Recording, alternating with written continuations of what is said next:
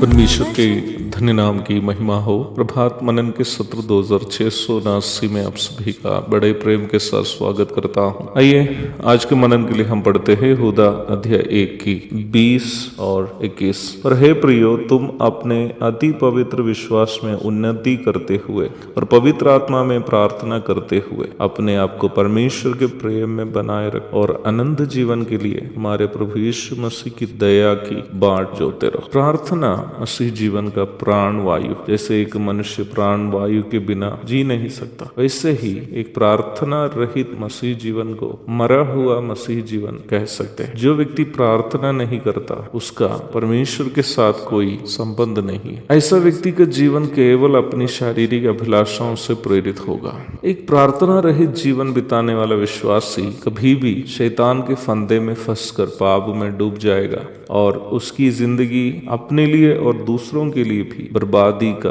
कारण बन सकता है। उसकी अपनी कोई गवाही नहीं होगी और वह दूसरों के लिए ठोकर का कारण भी बनेगा। प्रार्थना और वचन का मनन जो हम नियमित रूप में करते हैं, परमेश्वर के साथ हमारा नियमित संबंध का प्रमाण है। हमारे बीच में ऐसे भी कई लोग हैं जो कई घंटों तक प्रार्थना में समय बिताते हैं। अच्छी बात है, मैं ऐसे लोगों का उत्साह का सराहना करना चाहता हूँ। हम कितना अधिक समय प्रार्थना में बिताते हैं, उससे बढ़कर हम प्रार्थना में परमेश्वर से क्या मांगते हैं ये महत्वपूर्ण है, क्योंकि वचन ही कहता है कि हम ये नहीं जानते हैं कि क्या प्रार्थना करें। रोमी 8:26। पाप से प्रदूषित शरीर में हम वास करने के कारण हमारी प्रार्थनाओं में अक्सर हमारी शारीरिक अभिलाषाओं से उत्पन्न मांगे निकलने की संभावना है। याकूब 4:3 में हम इस प्रकार पढ़ते हैं, तुम मांगते हो और पाते नहीं, इसलिए कि बुरी इच्छा से मांगते ताकि अपने भोग विलास में उड़ा दो। कई एक बार हम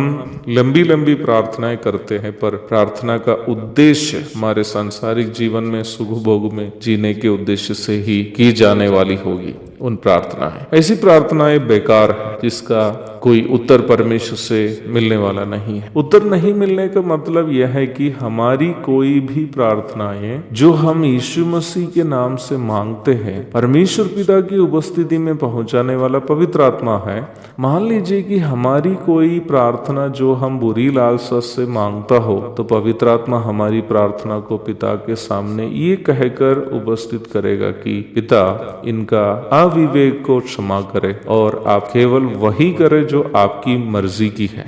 रोमी 8:26 का यही अर्थ है। मसीह विश्वासी में पवित्र आत्मा का सबसे महत्वपूर्ण काम हमें यीशु मसीह के पवित्र स्वभाव में बैठाना है, अथवा हमारे द्वारा यीशु मसीह की महिमा होने देना है। यूहन्ना अध्याय 16 की 13 और 14। इसका मतलब पवित्र आत्मा हमसे उम्मीद करने वाली प्रार्थनाएं उन प्रार्थनाएं होगी जो हम अपने जीवन से यीशु मसीह की महिमा करने के उद्देश्य से करते हैं। पवित्र आत्मा में प्रार्थना करने का अर्थ यह है कि प्रार्थना जो हम करते हैं वही हमारे विषय में पवित्र आत्मा की भी इच्छा अथवा प्रार्थना का उद्देश्य हमारा और पवित्र आत्मा दोनों का एक हो। वो किस प्रकार की प्रार्थना होगी? हमारे जीवन के द्वारा यीशु मसीह की गवाही देने का, ये यीशु मसीह की महिमा करने के उद्देश्य से हम करने वाली हर प्रार्थना पवित्र आत्मा की भी इच्छा अनुसार की प्रार्थना होगी। ऐसी प्रार्थनाएं हमारे मसीह जीवन में उन्नति लाती है। जब हमारे मसीह जीवन में हम उन्नति प्राप्त करते हैं तो हमारे द्वारा अन्य लोग भी आत्मिक उन्नति